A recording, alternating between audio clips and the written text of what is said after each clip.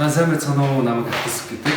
За Норон аймагт ажиллаж амьдарч байгаа залуу байна. Тэгээд найзынхаа бизнес уулзалтанд ирээд бас олон сайхан одоо мэдээллийг авч өөрийнхөө бас тархийг цэвэрлэлээ.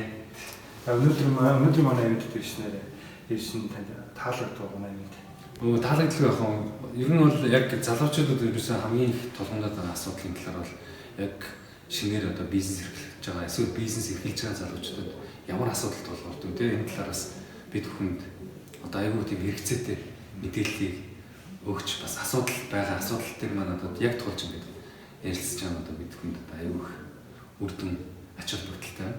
Тэгээ өнөөдөр ивентэд ирснээр яг та өөрөө хүсэж ирсэн асуултанд хангалттай хариулт олж чадсан гэж бодож байна. Авалгүй яг хөө би бас аюул өөрөө бас энэ яг шинээр бизнес эрхлэх гэж байгаа одоо маш олон асуудлууд байсан. Жишээ нь одоо туризм байр ч юм уу иргэн дэлт зээлийн асуудал гэл энэ тал дээр одоо яаж бизнесийг даван туулах вэ? Яаж хүний нөөцийг сайн бүрдүүлж чадах вэ?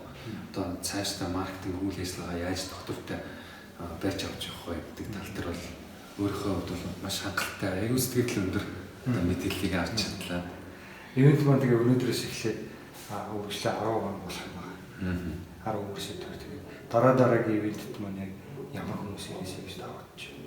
Ер нь бол яг энэ ивентэд бол дорн тутгийн залуучууд ялангуяа тий залуучууд ихээсээ илүү бас яг энэ одоо бизнес нь явж байгаа мөртлөө тулгарч байгаа асуудал нь одоо маш их байдаг шүү дээ. Бизнес эрхэлж байгаа хүмүүст одоо асуудал их байдаг гэдэг шиг яг энэ асуудалтай хүмүүс манай ирж энэ одоо лекцэн суух юм бол одоо энэ асуудлаа шийдэж арга зам гарцыг одоо бас олох маш том одоо хөрөнгө оруулалт болно л гэж хэлье.